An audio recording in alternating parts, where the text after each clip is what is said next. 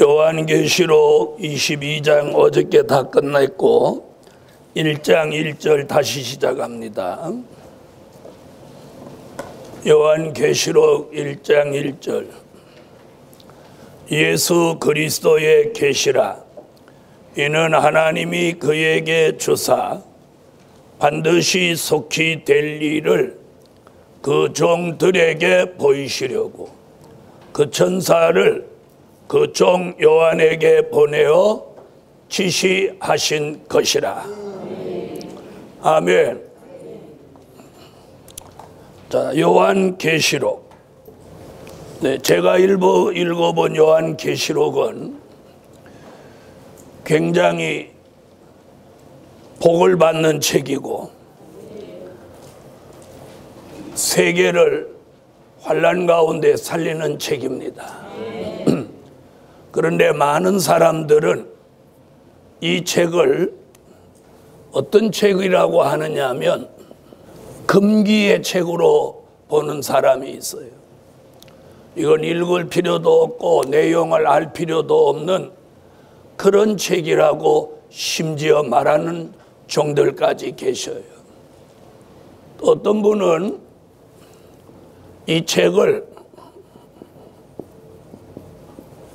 역사적인 기록이라고 우겨대는 분들도 계세요. 그럼 이 책은 왜 금기의 책도 아니고 역사적인 기록물도 아니라는 것을 우리는 다음 성경 구절을 통해서 그 답을 찾습니다. 자, 요한계시록은 금기의 책이 아니라는 증명이 뭐냐면 계시록 1장 3절이에요. 다 같이 요한계시록 1장 3절.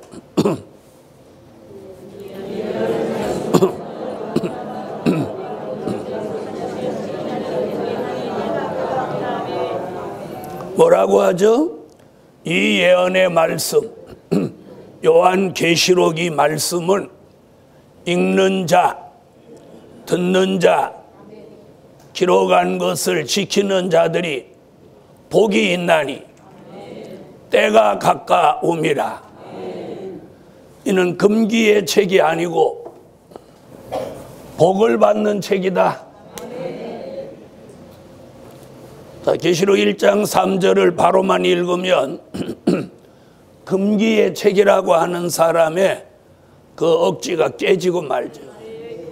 읽는 자가 복이요 듣는 자가 복이요 그 말씀을 기록한 걸 지키는 자가 복이다. 아멘. 자, 그리고 요한계시록이란 금기의 책이 아니에요. 읽기만 해도 복이고 듣기만 해도 복이고 이걸 지키는 자가 복이 있는 거예요. 그래서 이 책은 무슨 책이다? 복을 받는 책이다. 계시록 22장 7절에도 같은 이야기를 합니다. 자, 찾으셨으면 읽어주세요.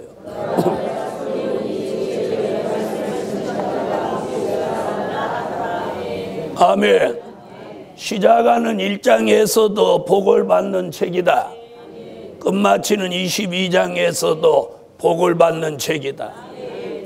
그래서 요한계시록이라고 하는 건 복을 못 받을 사람들에게는 두려움을 주는 책이고 복을 받을 사람에게는 평안을 주는 책이에요. 아멘. 복을 못 받을 사람한테는 두려움을 주는 책이에요. 그래서 어떤 사람 요한계시록 어이구 무서워라 이러고 안 읽는 거예요. 그러나 복을 받을 사람에게는 뭘 주는 책이야?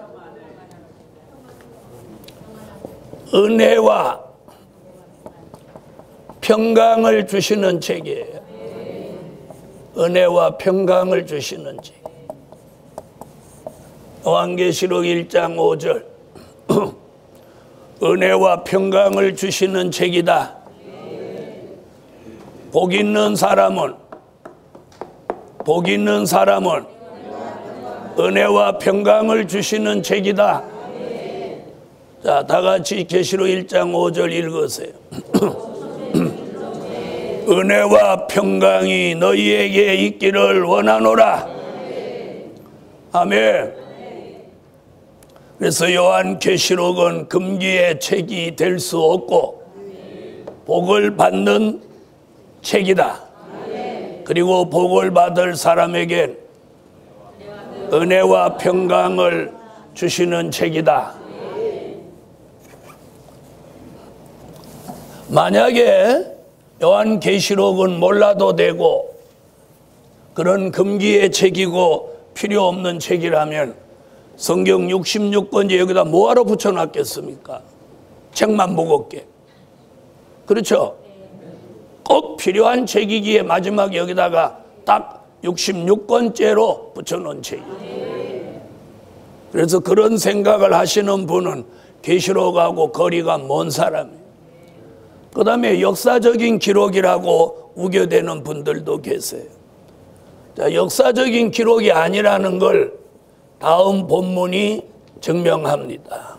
계시록 1장 1절, 계시록 1장 19절, 계시록 4장 1절, 계시록 22장 6절, 계시록 1장 1절. 요한계시록은 반드시 속히 될 일이다. 될 일이다. 될 일이라는 말이 뭐예요? 역사적인 사실이 아니라 미래를 예언한 책이란 말이에요. 그래서 계시록 어디도 역사적인 사실로 보아서는 안 된다. 자, 1장 19절. 장차 될 일, 반드시 속히 될 일, 장차 될 일. 자, 계시록 4장 1절. 아멘. 자, 이번에는 무슨 될 일? 마땅히 될 일. 자, 계시록 22장 6절. 자, 읽어주세요. 자, 이래서 역사적인 기록이 아니고 뭐다? 될 일의 말씀이다. 될 일의 말씀이. 더불어 그걸 뭐라고 하죠? 예언의 말씀이라고 합니다.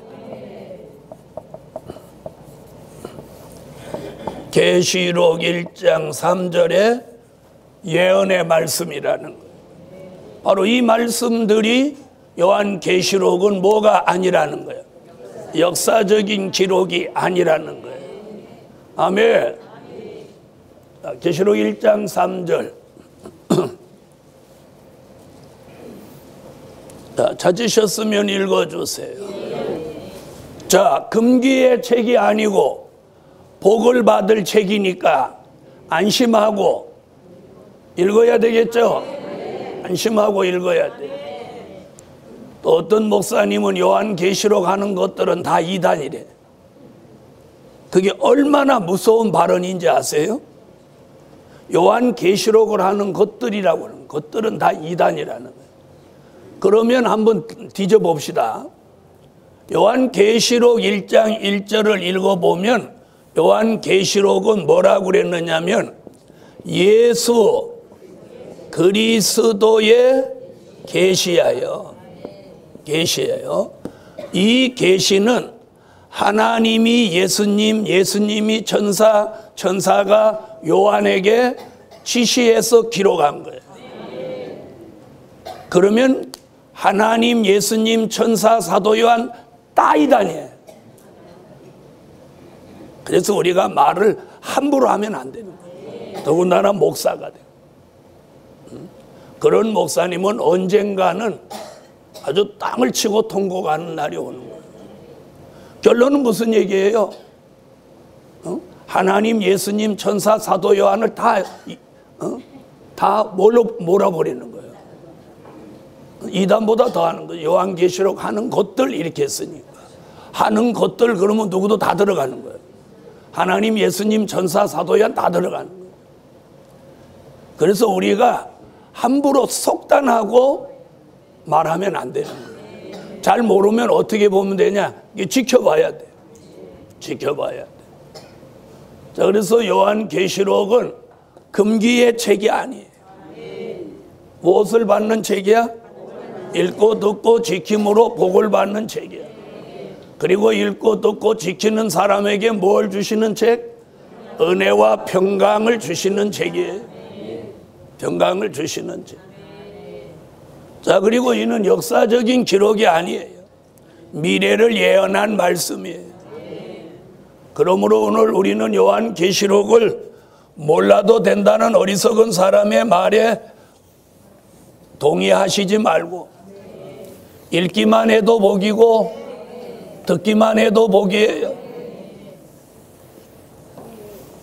저는 기도가 잘 안 되는 사람, 영계가 어두워진 사람, 병에 시달리는 사람들에게 요한계시록을 소리내서 읽어보라고 말하고 있어요.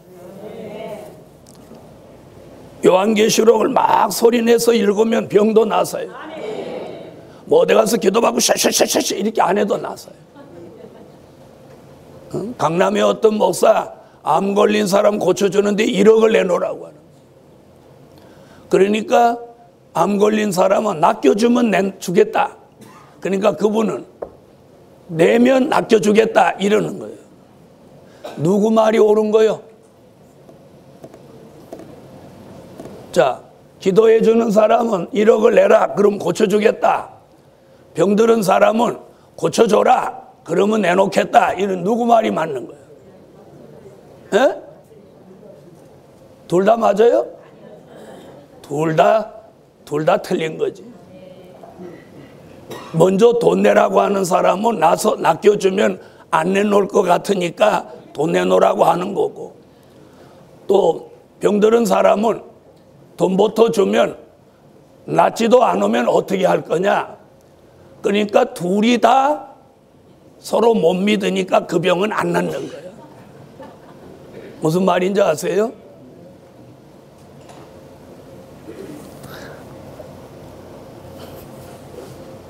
저는 이번에 토론토 교회에 가서 이런 간증을 듣고 참 놀란 일이 있어요. 그 교회와 기도원을 다 만드신 분이 여자 전도사님인데, 그분이 한국에 있는 전도사님을 딱 찍어갖고 자기 딸한테 이 전도사하고 결혼해라 이렇게 한 거예요. 그 딸이 황당한 거예요. 한 번도 꿈에도 본 일이 없는 전도사한테 엄마가 이 사람하고 결혼해라 그러니. 여러분 같으면 시집 가겠어 안 가겠어? 시집 가겠어요 안 가겠어요? 가만히 있잖아. 하나님의 명령이라면 가야죠. 이렇게 해야 이게 영의 사람인데 미쳤는가 봐.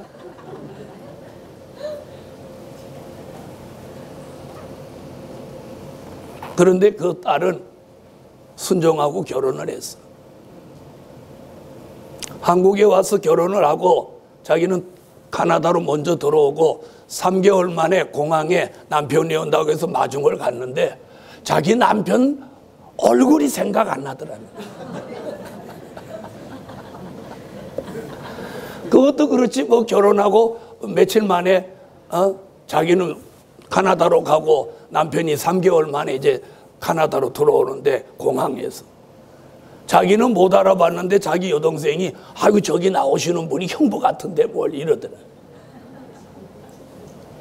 저는 그 얘기하려고 하는 게 아니라 그 여전도사님이 교회 기도원을 다 차려놓고 자기 사위를 전도사를 데려다가 이제 목사까지 세웠는데, 그 전도사님이 이제 나이 드셔가지고 이분이 이제 목사 되고 있는데 그거 뭐예요? 그 되게 아픈 병 뭐죠? 몸이 막 근지럽고 땡기고 아픈 거. 아, 대상포진. 아이, 그 진작 얘기를 해줘야지. 대상포진에 걸린 거예요. 여전도사님이. 그런데 그분이 얼마나 믿음이 좋으냐면 제 얘기 들어봐요. 자기 사위 목사님한테 자기한테 안수 기도를 해달라. 목사님이 나한테 기도해 주면 내가 이 대상포진을 낫겠다. 그러니까 목사님이 그 전도사님보다 능력이 뛰어난 분도 아니에요. 그 전도사님이 이 사위를 키워서 목사를 만들었으니까. 그러면 웬만한 장모 같으면 자기 사위 목사를 알기를 우습게 앓고 그럴 건데 그분 앞에 무릎 딱 꿇고 안수 기도를 받는 거예요. 그런데 얼마나 믿음이 대단하냐면 그 기도 받고 대상포진이 났더라는 거예요. 여러분 같으면 그렇게 하겠어 안 하겠어? 사위 목사가 기도해야 된다. 때려쳐라이. 내가 네보다 명계가 높다이. 내가 네보다 능력이 있거든. 이럴 사람이 태반이에요. 그런데 그 여전도사님이 딱 무릎을 꿇고 목사님 저한테 안수기도 해주세요. 그럼 내가 이 대상포진 났을 겁니다. 기도하니까 기도하고 났더니 바로 났더라는 거예요. 하면 안 하는 사람은 기가 막히고 코가 막혀서 하면 그게 뭐예요? 믿음이에요. 믿음이에요. 믿음. 난 그 얘기를 듣고 깜짝 놀랐어. 야, 대단하다. 대단하다.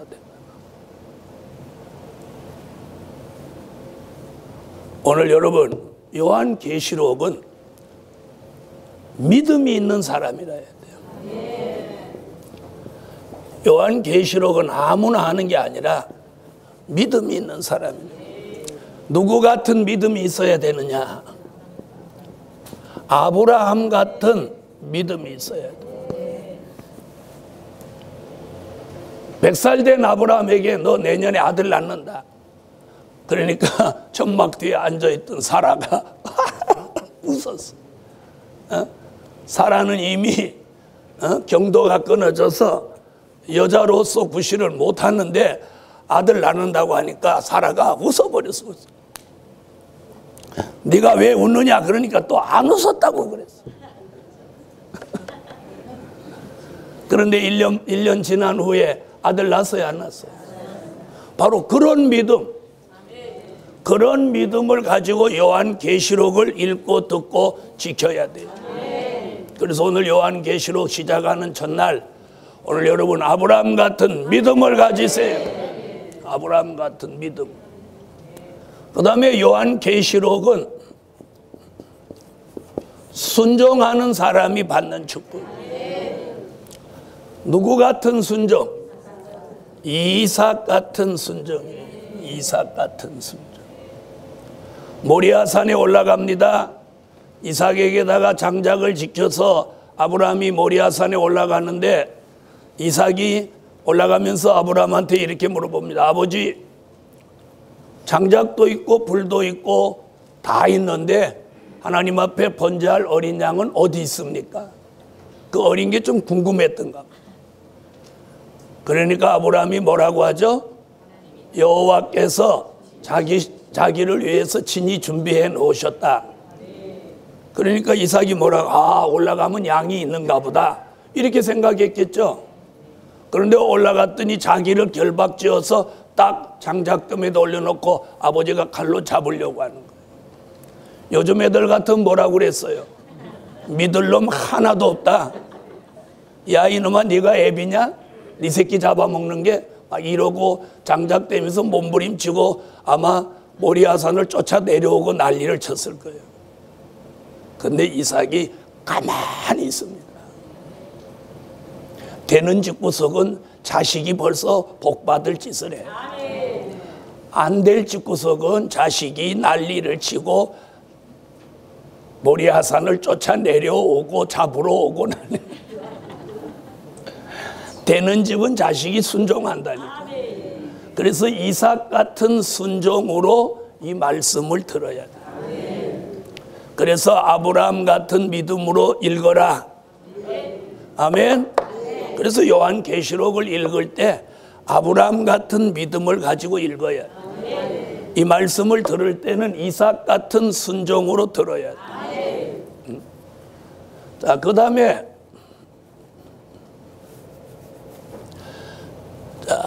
지키는 것은 야곱같이 행함으로 지켜야 돼. 믿음과 순종에는 행함이 뒤따라야 돼. 여러분, 내가 아무리 믿고 순종해도 안 움직이면 소용없어.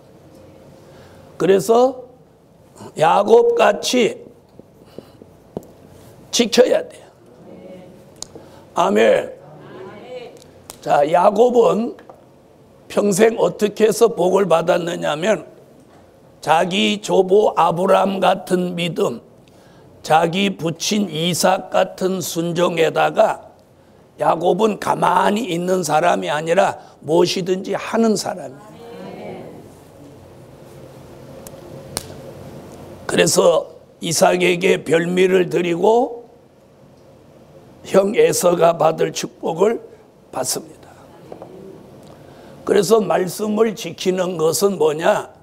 내가 행해야 돼요. 행해야 돼. 기도해야지 여기까지 하고 기도 안 하면 소용없어. 응답 없어. 기도해야지 했으면 뭐예요? 기도를 해야 돼. 자, 내가 말씀을 아무리 제가 요한계시록 아무리 통달했어도 전하지 않으면 누가 나 안 알아주는 거예요. 그렇죠? 전할 때 역사가 있는 거예요. 기도할 때 응답이 있는 거예요. 그러니까 뭔가 해야 돼. 해야 돼. 그래서 야곱 같은 행함을 가지고 요한계시록을 지켜야 돼요. 자, 이제 요한계시록. 금기의 책도 아니다. 뭐 받는 책이다? 복을 받는 책이다. 자, 요한계시록은 기록한 사람이 있습니다. 기록한 사람은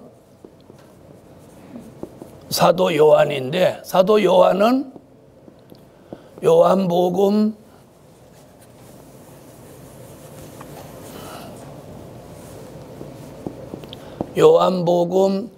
요한1서, 요한2서, 요한3서를 기록한 저자예요. 자, 이 사람이 무엇도 기록했어요? 요한계시록도 기록했어요. 자, 기록한 연대는 주후 95년경에 기록됐어요. 기록한 곳은 지중해 연안에 있는 반모섬에서 기록했어요.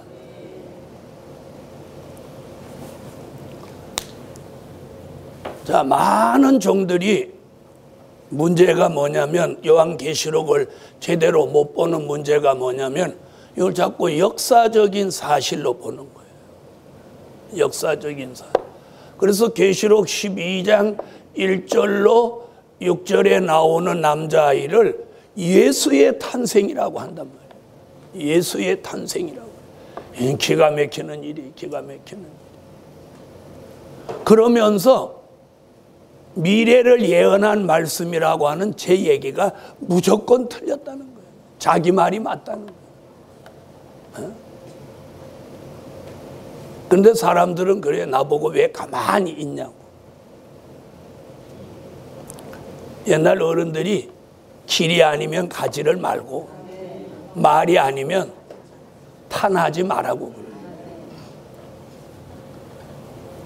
여러분, 계시록에 될 일 그랬는데도 그걸 역사적인 사실이라고 뻑뻑 우기는 사람과 대화는 안 되는 거예요.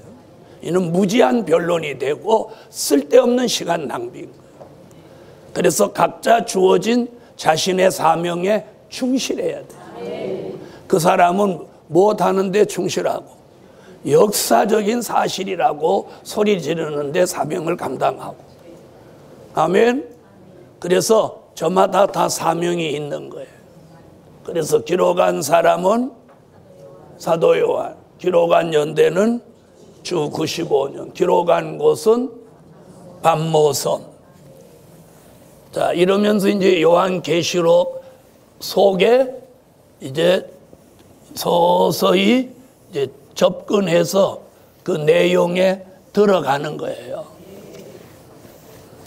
자, 요한계시록이라고 하는 책은 그냥 있는 책이 아니고 요한계시록을 기록한 목적이 있습니다. 성경 66권 한 권 한 권이 나름대로 기록한 목적이 있어요. 그러니까 요한계시록이라고 하는 책도 주 95년에 patmos섬에 있는 사도 요한에게 예수님이 찾아오셔서 기록하게 한 목적이 있습니다. 그 목적이 뭐냐면 다음과 같습니다. 환난 가운데 종과 성도를 살리고 저주받은 세상 나라를 주의 나라, 그리스도의 나라로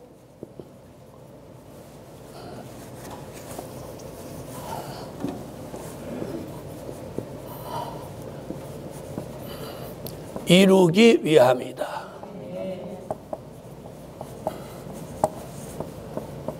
계시록 11장 15절.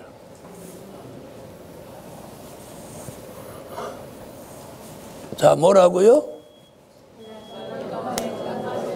자, 요한계시록을 기록한 목적은 환난 가운데 종과 성도를 살리고 저주받은 세상 나라를 주의 나라, 그리스도의 나라로 이루기 위함이다. 이게 기록한 목적의 정의예요. 아멘. 자, 그럼 여기서 요점을 좀 정리하면 환난 가운데 종과 성도, 네, 그리고 그리스도의 나라. 우리가 살고 있는 이 저주받은 세상 나라는 요한계시록의 예언이 성취되면 예수 그리스도의 나라로 이루어지는 거예요. 그걸 우리는 천년 동안 이루어진다 하여 천년왕국이라고도 하는 겁니다. 할렐루야. 그래서 이 기록한 목적이 뚜렷한 거예요. 이걸 역사적인 사실로 보면 어떤 현상이 일어나느냐면 아무 미래가 없는 거예요. 역사적인 사실로 보면. 네?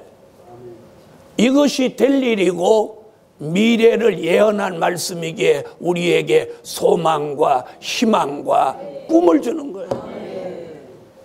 꿈을 주는 거예요. 소망을 주는 거예요. 희망을 주는 거예요. 아멘.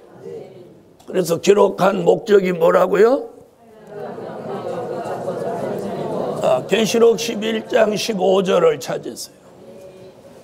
계시록 11장 15절.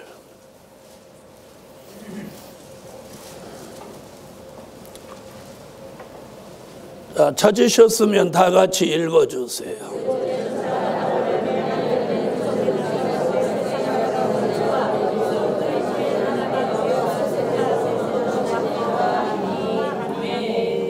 아멘. 자, 그럼 이제부터 이제 내용에 좀 들어가 보시죠. 자, 그럼 요한계시록이 중요합니까? 중요하지 않습니까? 중요합니다. 그래서 요한계시록을 모르는 사람들은 어디까지는 정확한데 어디서부터 희미하냐면, 잘 들어보세요. 예수의 탄생, 십자가, 부활, 성천, 성령 강림, 초대교회 역사, 여기까지는 확실해요. 그 다음 얘기부터 이제 희미한 거예요. 희미한 거예요. 그 희미한 것을 밝게 알려주는 게 요한계시록이에요. 아멘. 그러면 예수의 탄생, 십자가, 부활, 승천, 성령 강림, 초대교회의 역사는 뭐예요? 지나간 된 일이고 과거 얘기예요. 이거에 대해서는 환한데 앞으로 되어질 미래는 어벙한 거예요. 무슨 말인지 아세요? 뭘 표정 보면 어벙한지 알잖아요. 확실하면 이렇게 막 이렇게 하는 건데 어벙하면 표정이 다르다니까. 확실한 표정과 어벙한 표정. 옆에 분 한번 봐요. 자, 확실한 표정 지어봐요. 시작. 확실한 표정. 이제 어벙한 표정 해봐요.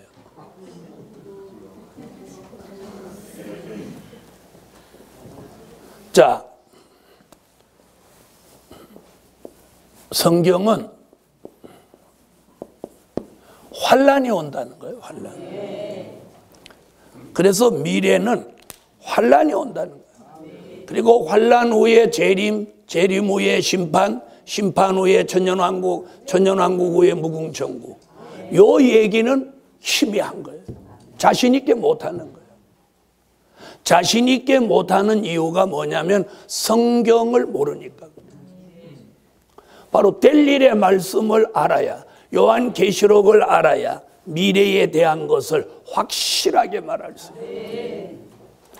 그래서 어저께 저녁에 뭐라고 그랬죠? 그저께 저녁에 눈을 열어 보게 한다, 귀를 열어 듣게 한다, 마음을 열어 알게 한다, 머리를 열어 깨닫게 한다. 그 단계에 이르면 나중에 입을 열어 전하게 한다. 이게 단계가 있는 거예요. 단계가.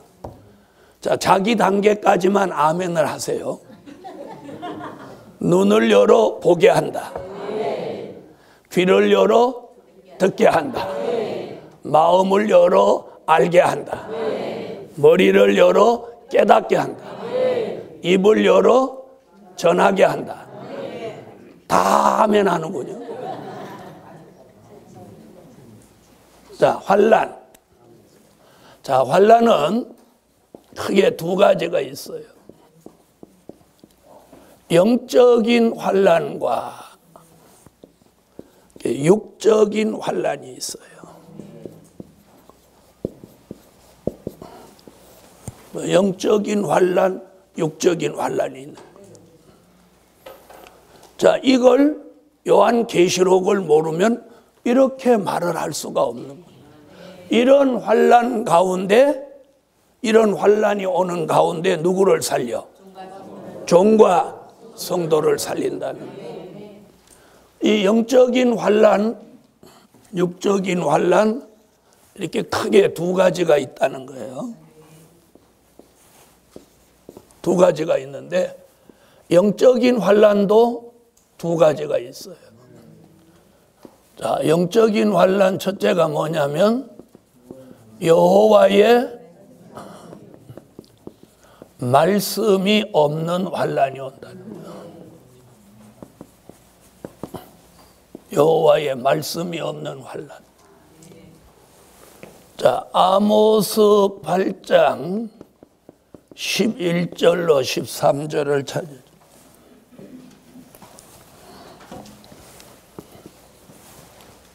자, 아모스 8장 11절로 13절.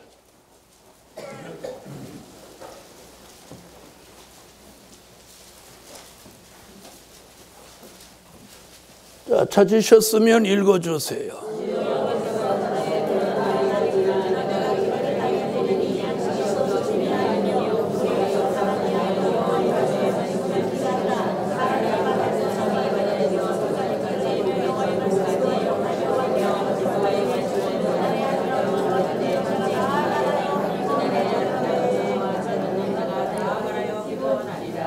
성경이 없다는 게 아니고 여호와의 말씀이 없다는 거예요. 그럼 여호와의 말씀은 어떤 거냐? 잘 들어보세요. 성경을 쭉 읽어보면 사복음서는 예수님이 뭐라고 하느냐면 예수께서 가라사대 이렇게 말해요. 그죠? 근데 바울 서신에 가면 뭐라고 하냐면 나 바울이 친필로 쓰노니 이렇게 말해요. 그런데 선지서에 가면 이사야로부터 말라기까지 16명의 선지서를 읽어보면 말씀을 해놓고 이는 여호와의 말씀이니라. 그리고 옛날에 선지자들이 뭐라고 가냐면 누구한테 말씀을 전할 때 나단 선지가 다윗 왕을 책망할 때 왕이여 왕은 여호와의 말씀을 들으소서 이렇게 말하죠. 이사야가 히스기야 왕을 방문해서 왕이여 여호와의 말씀을 들으소서 이게 여호와의 말씀. 그럼 여호와의 말씀은 선지서의 말씀을 말하는 거예요. 그러니까 우리 시대에 선지서가 뭐냐? 선지서라는 말은 예언서라는 말이에요. 그래서 선지 예언서 이렇게 표현하는 거예요. 선지자들이 예언한 말씀, 그게 여호와의 말씀이에요. 그러니까 우리 시대에 어떤 말씀은 풍년이냐? 된 일의 말씀은 안방에 앉아서 리모컨 하나만 들으면 뭐 수도 없는 방송을 통해서 된 일의 말씀을 홍수같이 들어요. 그런데 어떤 방송을 들어도 선지서의 말씀은 안 나오는 거예요. 안 나와요. 안 나와. 그리고 누가 그 말씀 해서 그 방송 내보내려고 하면 목사님들이 다 들고 일어나서 그거 방송에 못 내게 하는 거예요. 지금 우리 시대가 지금 그렇게 역사를 하는 거예요. 자기가 못 전하는 걸 남이 말하면 야 잘한다 이렇게 해야 목사의 양심인데 막 못하게 하는 거예요. 이게 목사가 할 일이 아니에요. 하나님의 말씀을 못 나가게 하고 못 전하게 하는 그 종들이 이는 목사가 아니에요. 목사가 아니에요. 이런 일을 과거에 누가 했느냐면 아모스 시대에 아마샤라는 제사장이 아모스라는 선지자로 예언을 못하게 한 거예요. 그랬더니 하나님이 아모스의 입을 통해서 아마샤의 집안에 저주가 내리게 하는데 네 아내는 창기가 될 것이고 너와 네 자식은 전란에 칼에 맞아 죽을 것이라. 그랬는데 오래지 않아서 아마샤와 그 자녀는 칼에 맞아 죽었고 아마샤라는 제사장의 아내는 창기가 됐어요. 오늘 우리 시대의 목사님들이 그런 무서운 짓들을 하고 있어요. 하나님의 말씀을 못 전하게 하는 그런 유치한 짓들을 하고 있는 거예요. 자, 이래서 여호와의 말씀이 없는 환란이 오면 세 가지 일이 일어나는 거예요. 그 하나는 뭐냐면 여호와의 말씀을 찾은 사람이 나와요. 어떤 사람? 여호와의 말씀을 그러거나 말거나 찾은 사람이 나와요. 이 사람이 복이 있는 사람.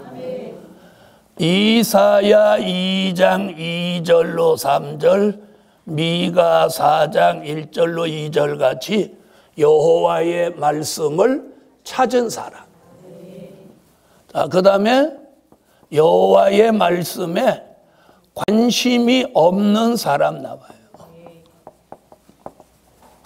관심이 없는, 아예 여호와의 말씀이고 뭐고 관심이 없어. 이런 사람도 나와. 이사야 5장 8절로 12절. 그리고 오늘 본문과 같이 말씀을 찾지 못한 사람 나와.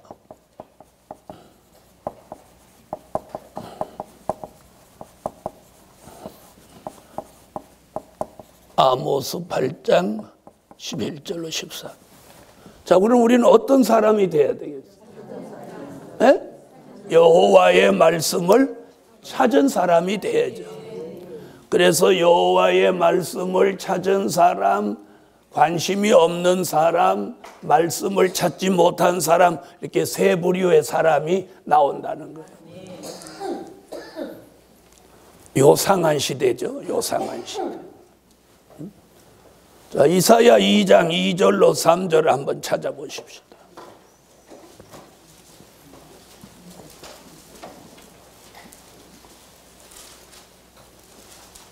이사야 2장 2절로 3절. 자, 찾으셨으면 읽어주세요.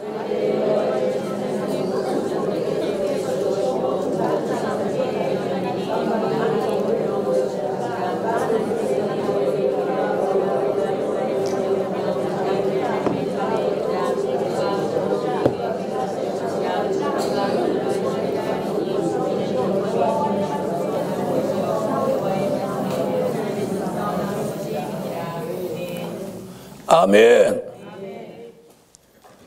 미가서 4장 1절도 2절도 똑같은 말씀이니까 그거 넘어가고 여러분이 개인적으로 찾아보시고. 자, 예루살렘의 말일이라고 하죠. 말일에 예루살렘에서 여호와의 말씀이 나오면 많은 사람들이 그리로 몰려간다. 이 사람들은 뭐 찾은 사람이에요? 여호와의 말씀을 찾은 사람이에요. 자, 이번에 이사야 5장으로 가세요. 5장 8절로 12절. 자, 이 사람들은 여호와의 말씀에 못 없는 사람, 관심 없는 사람이에요. 그럼 이 사람들은 뭐에 관심이 있는지 한번 읽어보세요. 이사야 5장 8절로 12절 읽으세요.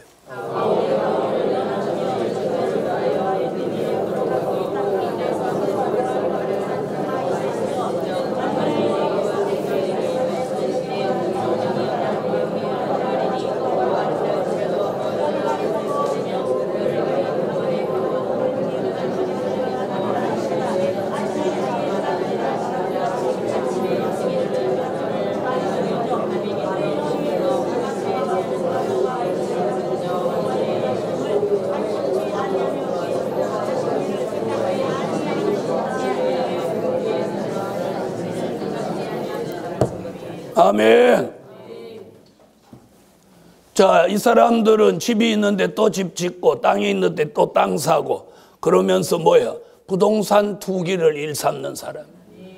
부동산 투기를 일삼는 이들은 무엇에 관심 없어? 여호와의 말씀에는 관심이 없는. 그리고 여호와의 말씀에 관심은 있지만 찾아도 찾지 못한 사람.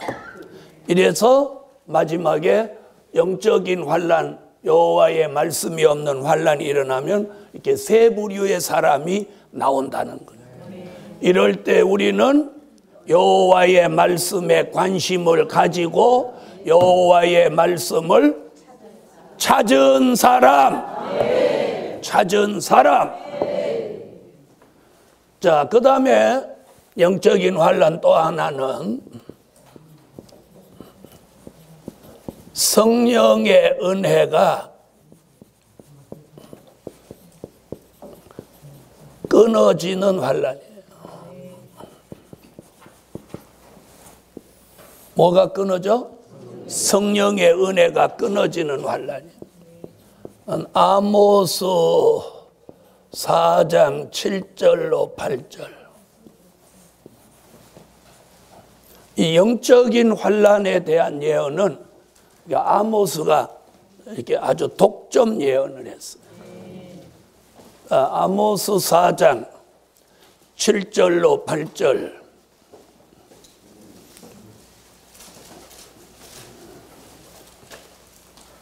찾으셨으면 읽어주세요.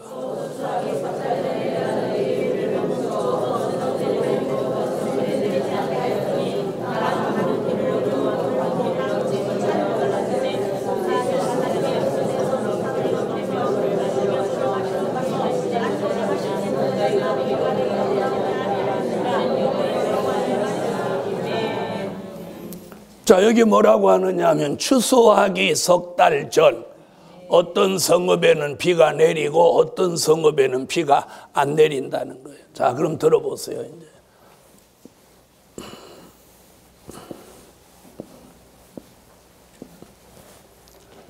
자, 한 1년을 4계절로 나눕니다.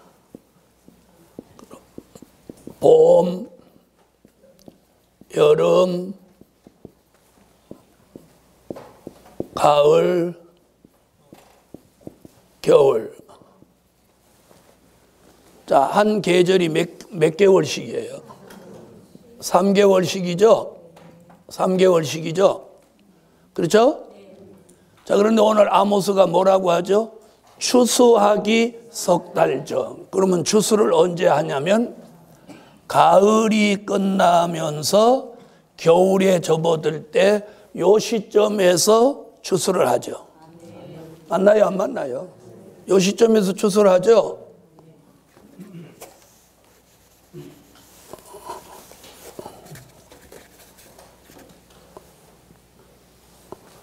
자, 그럼 여기서 추수를 하는데 추수하기 석 달 전 그러면 여기를 말한다. 그렇죠? 여름에서 가을이 접어드는 이 시기를 말한단 말이에요. 아멘. 자, 요엘이라고 하는 선지자가 요엘서 22장 23절에 보면 성령의 역사를 비에다가 비유를 했어요. 그러면서 뭐라고 하죠? 이른 비와 늦은 비가 전과 같을 것이라. 그런데 오늘 아모스가 뭐라고 하죠? 추수하기 석 달 전에 어떤 성읍에는 비가 내리고 어떤 성읍에는 비가 안 내린다. 그럼 비는 뭐예요? 성령의 은혜란 말이에요. 아멘. 그럼 자, 주목해 보세요. 이른 비, 봄에서부터 여름 끝나도록 내리는 비를 우리는 이른 비라고 합니다. 아멘. 그러니까 이른 비 같은 성령이 내리는 거예요. 자, 그런데 아모스가 뭐래? 추수하기 석 달 전에 비를 멈춘다는 거예요. 그러면 요 가을에 내리는 비는 당연히 무슨 비라야 돼? 늦은 비라야죠. 자, 늦은 비 성령. 자, 그러면 여기서 어떤 성읍은 비가 내리고 성읍을 두 가지로 말했어요. 자, 성읍을 크게 말하면 여기서 말하는 성읍이 뭐냐? 교회. 크게는 교회고 작게는 우리의 심령이에요. 그런데 추수하기 석 달 전에 어떤 성읍에는 이렇게 비가 내리는 거예요. 비가 내리는데 어떤 성읍에는 비가 안 내리는 거예요. 비가 안 내리니까. 그럼 이 성읍 사람들은 성령을 받지 못해서 영적 기근을 당하는 거죠. 이것이 성령의 은혜가 끊어지는 환란이에요. 그럼 왜 비가 안 내리냐? 성령의 비가 왜 안 내리냐? 여러분 잘 들어보세요. 성령의 은혜를 체험했던 사람은 성령의 은혜가 없으면 못 삽니다. 영감은 없어도 살아. 속삭이는 영감은 없어도 살아도 성령의 은혜가 없이는 못 살아. 에? 성령의 은혜가 없이는 못 살아요. 은혜를 체험한 사람. 자, 잘 들어보세요. 물을 댔던 물로는 물이 마르면 거북이 등같이 갈라져요. 그러나 물을 댄 일이 없는 노는 정 안 되면 밭으로라도 쓸 수 있어. 그죠? 그런데 물을 댔던 노는 밭으로도 못 써요. 밭으로도 못 쓰는 거예요. 이 농사 접은 사람만 하는 거예요. 무슨 말인지 아시죠? 땅이 굳어져 가지고 아무 걸 심어도 안 돼요. 성령의 은혜를 체험했던 사람은 은혜 떨어지면 아무짝에도 못 써요. 아무짝에도 못 써요. 사람이 강팍해지고 누구 말도 안 들어요. 황소 고집나면 씩씩거리듯이 씩씩거리면서 말 안 들어요. 그래갖고 죽을 대로 막 하는 거예요. 그래가지고 호대 멀쩡한 분 보고 앞만 봐도 그놈은 아닌 것 같아서 반대해도 뭐라고 난리를 치냐면 이렇게 말을 해요. 죽더라도 살아보고 죽을 거야! 이러는 거예요.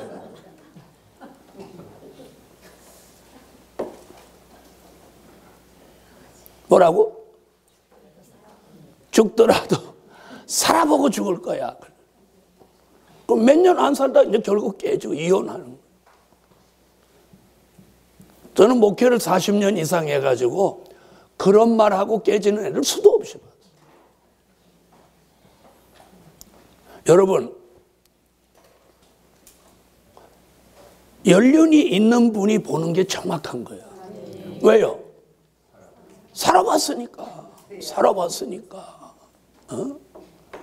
그래서 인생을 살아보고 막 부부간에 찢고 볶고 그렇게 사는 엄마는 자기 딸 보고 시집가지 마라 그래.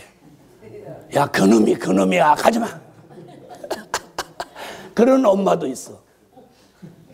정상인지 비정상인지는 잘 모르겠어, 나도. 그런데 자기도 미치도록 지금 살면서 시집 안 간다고 달달 볶는 그런 엄마도 있어. 그 엄마도 정상이 아닌지 비정상인지 정상이 나도 잘 모르겠어. 그래서 바울은 뭐라고 하죠? 시집 가도 시집 안 가도 다 잘 안 하는 거다. 시집 가도 잘하는 거고 시집 안 간다고 해도 잘하는 거다. 그래서 바울의 말은 헷갈려. 시집 가라는 거야, 가지 말라는 거야. 자, 여러분, 그래서 오늘 비가 왜 안 내리냐는 거예요. 비 안 내리면 그 사람 못 쓰게 돼요. 그래서 제가 가끔 아무개 너는 기도 안 하면 너는 안 돼. 이런 사람 기도 안 하면 안 돼요. 이상한 사람이 돼버려. 그래서 은혜로 사는 사람은 은혜를 받아야 돼요. 은혜를 받아. 그래서 은혜로 살아야 되는 사람이 은혜를 못 받으면 미쳐버리는 거예요. 미친 게 딴 거 아니에요. 엉뚱한 짓거리 하는 게 미친 거죠. 야, 너 미쳤다 그러면 뭐라고 하냐면 막 달라들어. 사자같이 악을 쓰고 달라들어. 이건 누구 얘기가 아니고 현실이야, 현실. 그래서 이 비가 안 내리는 이유를 아모스는 비 안 내린다 이렇게 했는데 안 내리는 답은 또 이사야가 해. 그래서 이사야 5장 1절로 7절에 보면 특별히 6절에서 하나님이 포도원을 만들고 포도원에 극상품 포도나무를 심고 북을 돋우고 또 거름을 주고 잘 가꾸어 놓았는데 그 포도나무가 들포도를 맺히는 거예요. 극상품 포도나무를 심었는데 이게 들포도를 맺히는 거예요. 그래서 하나님이 진노하셔가지고 이사야 5장 6절에 보니까 그 포도원 위에 있는 구름에 명하여 다시는 비를 내리지 말라 하시니라. 그래서 비가 안 내리는 거예요. 그러면 극상품 포도나무를 심었는데 들포도를 맺혔다는 건 뭐냐면 신앙이 변질된 거예요. 신앙이 변질된 거예요. 자, 다 같이 찾으세요. 이사야 5장 1절로 7절을 다 읽어야 되는데 그럼 시간 가니까 6절만 읽으세요. 이사야 5장 6절 읽어주세요.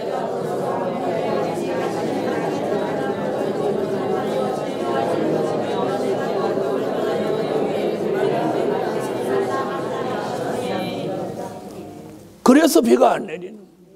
그럼 이게 무슨 얘기냐? 여러분 잘 들어보세요. 교회도 종들도 성도도 신앙이 변질되면 주님이 성령의 은혜를 멈추는 거예요. 여러분 은혜로 살던 사람이 은혜까지 떨어지면 이 사람은 못 쓰는 사람이 되는 거예요.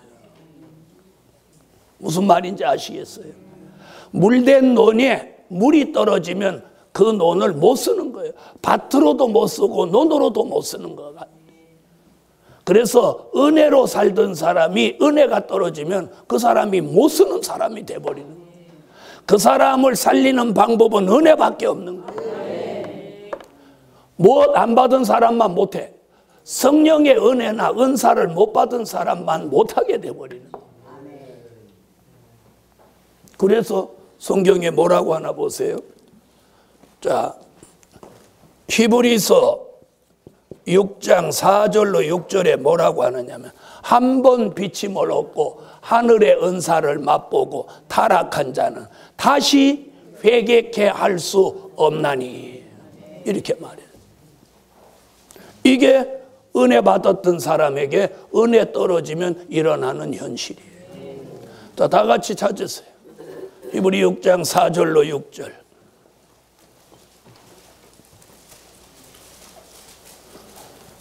자, 찾으셨으면 다 같이 읽으세요.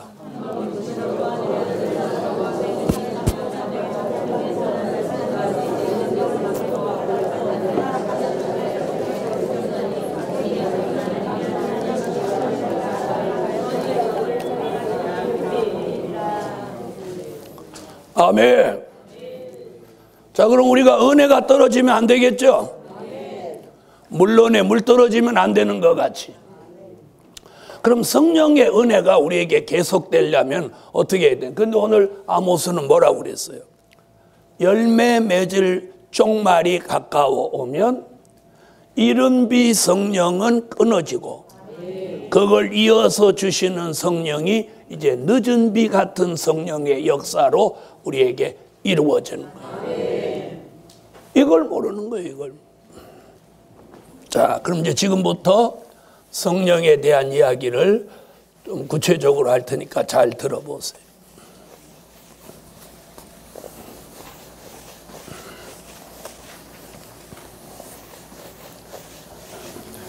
자, 그럼 추수하기 석 달 전에 끊어지는 성령은 이른 비 같은 성령을 말하는 거고, 계속 내리는 성령은 이제 늦은 비 같은 성령을 말하는 거죠. 맞죠? 자, 그럼 이제 잘 들어보세요. 자, 성령의 역사는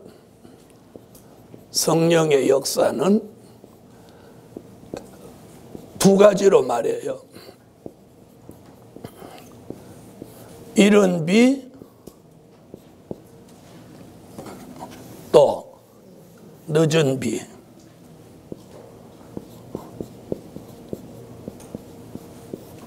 요엘서 2장 23절에 말해는. 그럼 이른 비 얘기는 뭐냐? 요엘서 2장 28절의 예언이에요.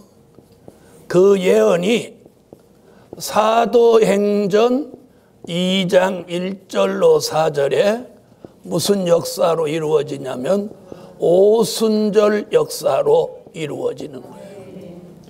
아멘. 요엘서 2장 28절의 예언이 사도행전 2장 1절로 4절 오순절 역사로 이어지는 거예요. 그걸 사도 요한이 뭐라고 하냐면 보혜사 성령이라고 합니다. 아멘. 무슨 성령? 보혜사 성령. 보혜사 성령은 요한복음 3장 3절로 5절, 요한복음 4장 10절, 요한복음 7장 37절로 39절, 요한복음 14장 16절로 17절, 26절. 이 전부 성령에 대한 얘기예요. 그걸 사도행전 1장 8절에 오순절에 주신 성령이 권능을 주신다는 이야기고, 그걸 고린도전서 12장 4절로 11절에서는 그 성령을 통해서 주시는 각종 은사를 말해 놓았어요. 이것이 보혜사 성령의 역사예요. 이 역사는 추수하기 석 달 전까지만 내리는 거예요. 그리고 추수하기 석 달 전부터 그 가을 3개월 동안 한 절기 동안은 무슨 성령이? 늦은 비 같은 성령이 내리는 거예요. 그 늦은 비 같은 성령을 요엘서 2장 29절로 30절에 예언한 거예요. 그 예언은 어디 와서 이루어지느냐면 요한계시록 5장 6절에 와서 온 땅에 보내심을 입은 하나님의 7 영이다. 7 영. 그걸 요한계시록 1장 4절, 요한계시록 3장 1절, 요한계시록 4장 5절에서 7 영, 7 영, 7 영 이렇게 말하는 거예요. 아멘. 오늘 이 위에 것만 사람들이 알고 제가 쓴 이 밑에 거 선지서와 요한계시록에 나오는 이 종말에 주시는 성령의 역사를 사람들이 모르는 거예요. 오늘 저와 여러분이 이 요한계시록을 통해서 이걸 분별하는 거예요. 그래서 지난 2000년 동안 주셨던 이른비 같은 보혜사 성령의 역사는 이제 끊어지는 거예요. 끊어지는 거예요. 그리고 이제 어떤 영이 내리려고 하는 거예요. 늦은 비 같은 7 영의 역사가 내리는 거예요. 자, 그런데 여기 보세요. 이른 비 성령이나 늦은 비 성령은 같이 여기 성령에다가 표를 해놨죠. 그러니까 무슨 얘기예요? 성령은 하나라는 거예요. 성령은 하나야. 그런데 이른 비로 내린 성령은 이름하여 보혜사, 늦은 비로 내리는 성령은 이름하여 7 영. 그의 근본은 다 뭐예요? 성령 한 분이에요. 한 분. 아멘. 자, 그래서 이런 성령의 은혜가 농사 짓는 일에 비를 내리는 비유로 요엘을 통하여 말씀해는. 그래서 요엘서 2장 23절에 이른 비와 늦은 비가 전과 같을 것이라. 그래 놓고 이른 비 얘기는 요엘서 2장 28절 만민에게 부어준다. 늦은 비 성령의 역사는 29절로 30절 남종과 여종에게 부어준다. 이렇게 딱 2가지로 갈라놓았어요. 자, 요엘서 2장 23절부터 찾으세요. 이른 비와 늦은 비가 전과 같을 것이라. 아멘. 그런데 아모스 선지는 뭐라고 하죠? 어떤 비는 내리지 않고 어떤 비는 내린다. 어떤 성읍, 어떤 교회는 내리고 어떤 교회는 안 내린다. 어떤 종에게는 내리고 어떤 종에게는 안 내린다. 자, 요엘서 2장 29절로 30절. 자, 여기서 중요한 게 그때에 내가 또라는 말이 중요한 거예요. 무슨 말인지 아셨죠? 그러니까 28절과 29절을 같이 묶어보면 안 되는 거예요. 28절 따로, 29절로 30절 따로 해요. 따로. 왜? 또라고 그랬으니까. 자, 28절은 그 성령의 역사를 받는 대상을 만민이라고 했어요. 그럼 29절로 30절에 받는 대상은 남종과 여종이라고 그랬어요. 그 다음에 28절에는 그 성령의 역사가 나타나는 증거가 뭐라고 그랬어요? 꿈을 꾼다, 이상을 본다, 장래일을 말한다. 그런데 29절로 30절은 피와 불과 연기 기둥이다. 다르죠? 성령은 한 분이지만 역사는 다르다는 거예요. 아멘. 자, 이래서 그 이른 비 요엘서 2장 28절의 말씀이 사도행전 2장 1절로 4절 오순절에 내립니다. 이건 이미 내렸던 역사고 아래 건 이제 내리는 거예요. 그래서 오순절에 내린 보혜사 성령의 역사로 기독교 2000년을 이루었는데, 이번에 늦은 비 같은 성령의 역사는 시온의 성회를 통해서 내리는 거예요. 자, 사도행전 2장 1절로 4절. 성령이 오셨네, 성령이 오셨네. 바로 그 성령이에요. 할렐루야. 성령이 오신 거예요. 그래서 성령이 오니까 120문도가 갑자기 다 방언을 하는 거예요. 너 포로리 비킨 너와의 각판 날아와라 이러면 막 방언을 하는. 자, 요한복음 3장 3절로 5절. 그 성령은 우리를 거듭나게 하셨어요. 요한복음 3장 3절로 5절. 자, 읽으세요. 물은 세례, 성령은 이 오순절에 내린 그 성령의 역사를 말합니다. 그래서 세례와 성령의 은혜를 함께 받은 사람, 그걸 물과 성령으로 거듭난 사람, 중생했다고 하는 거예요. 거듭나신 분, 아멘. 자, 그 다음 그 성령을 요한복음 4장 10절에 생수라고 하는 거예요. 생수. 요한복음 4장 10절. 네가 주는 물은 목마르거니와 내가 네게 주는 생수는 목마르지 아니한다.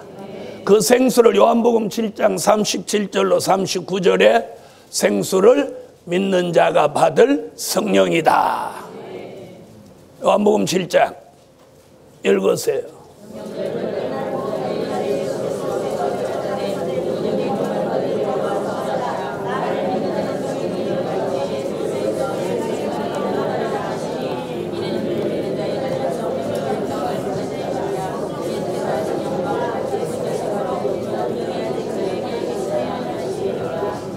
아멘. 자, 그 성령을 요한복음 14장 16절로 17절에 보혜사라고 합니다. 보혜사. 요한복음 14장 16절로 17절 읽으세요.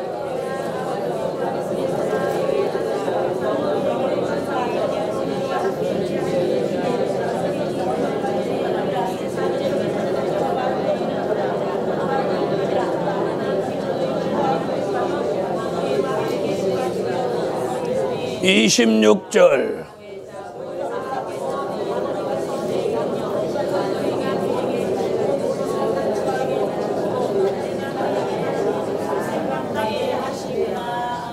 사도행전 1장 8절.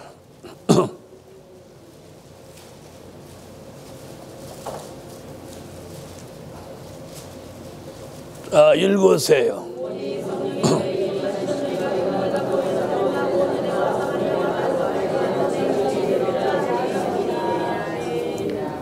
자, 성령이 오시면 뭐가 와? 권능. 그 다음에 고린도전서 12장 4절로 11절.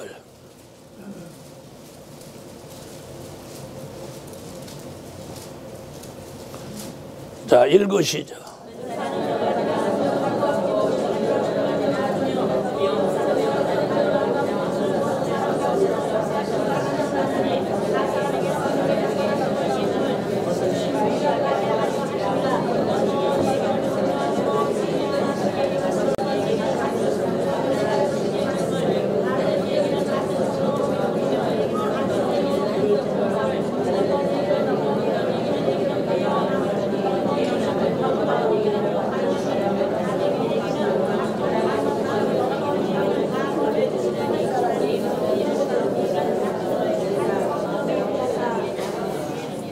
아멘.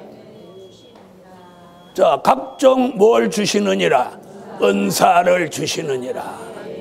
자, 이 성령의 역사를 비로 말하면 이른 비, 그리고 오순절 역사, 그리고 보혜사 성령.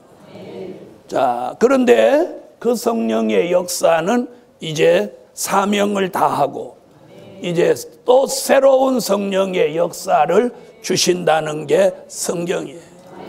그래서 그게 요엘서 2장 29절로 30절에 뭐래? 내가 또 내 신으로 남종과 여종에게 부어줄 것이며. 아멘. 그 말씀이 요한계시록 5장 6절에 와서 일곱 영으로 온 땅에 보내심을 입는다. 또 한 번 일곱 영의 역사가 오는 거예요. 자, 계시록 5장 6절. 5장 6절 읽으세요.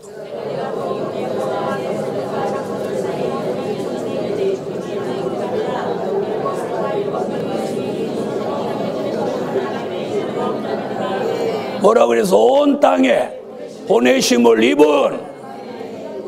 자, 그럼 들어보세요. 보혜사 성령은 된 일의 말씀을 전할 때 역사하고, 일곱 영의 역사는 될 일의 말씀을 전할 때 역사하는 거예요.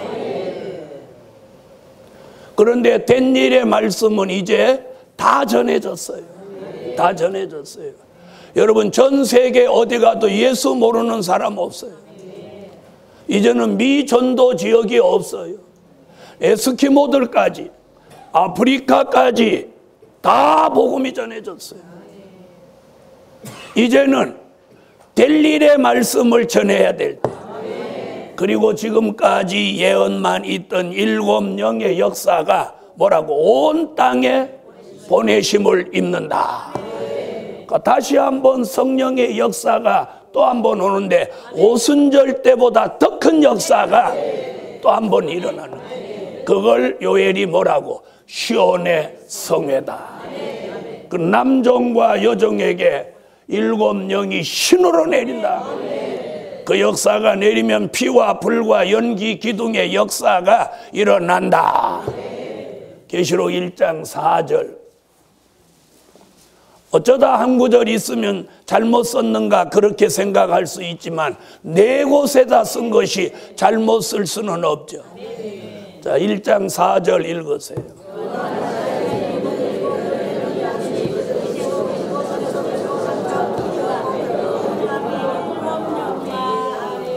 3장 1절.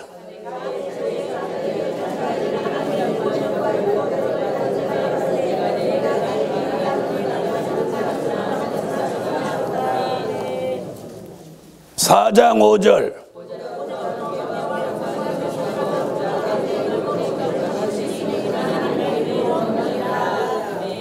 할렐루야. 자, 여기 주목해 보세요. 자, 성경에 나타난 성령의 역사를 제가 여기다가 다 지금 성경을 기록했는데, 여기서 제일 비중을 많이 차지하게 말한 사람이 누구냐면 사도 요한. 자, 보세요. 요한복음 3장 3절 5절도 사도 요한이 말했죠. 4장 10절도 7장도 14장 16절로 17절 26절도 사도 요한이 말했죠. 계시록 5장 6절도 1장 4절도 다 사도 요한이 말해요. 그러면 요한복음에서는 보혜사라고 말한 사도 요한이 계시록에서는 일곱 영이라고 하는 거예요.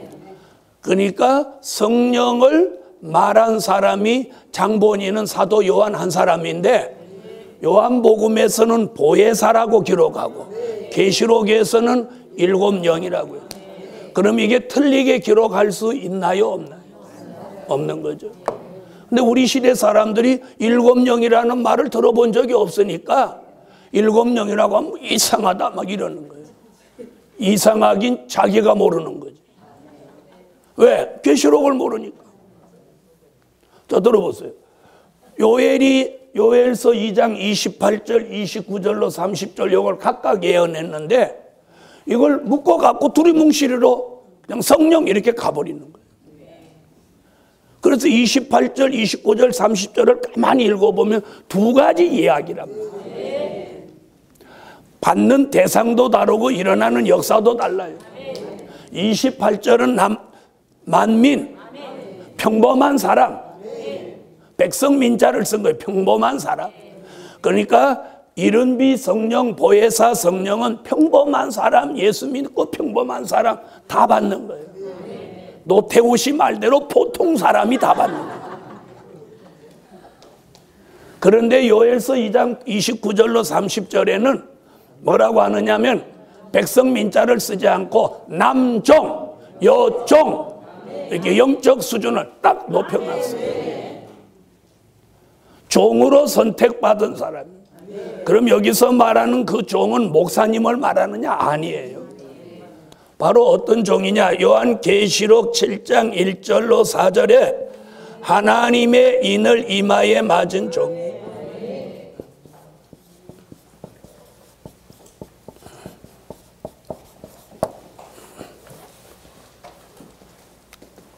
오늘 성경의 예언과 실체를 바로 깨달으시고 요한계시록을 기록한 목적이 이런 환난 날에 종과 성도를 살리기 위함이다. 여기까지. 전에는 제가 어떻게 했느냐면 이걸 다 해.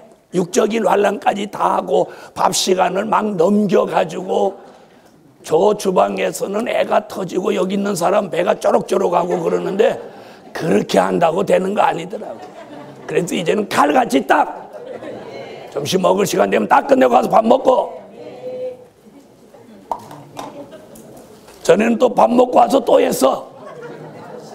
그런다고 되는 거 아니더라고. 뭘 깨달았느냐? 이게 너무 많이 먹여도 짜구나. 오늘 거기까지. 이번 성회는 여기까지. 다음 성회는 이제 육적인 환난 3가지. 기도드립니다.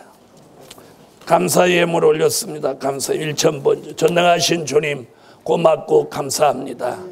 진리의 영이 오셔서 눈을 열어 보게 하고 귀를 열어 듣게 하고 마음을 열어 믿게 하고 머리를 열어 깨닫게 하고 그리고 입을 열어서 주의 종같이 말씀을 완벽하게 빠짐없이 확실하게 전할 수 있는 은혜를 베풀어 주소서. 오늘 절기 끝날에 큰 역사를 주시옵소서. 예수님의 이름으로 기도 올려옵나이다. 아멘. 다 같이 여호와 삼창 동성으로 환난 날에 사는 길을 주시라고 동성으로 한번 기도하고 식사하러 가시겠습니다.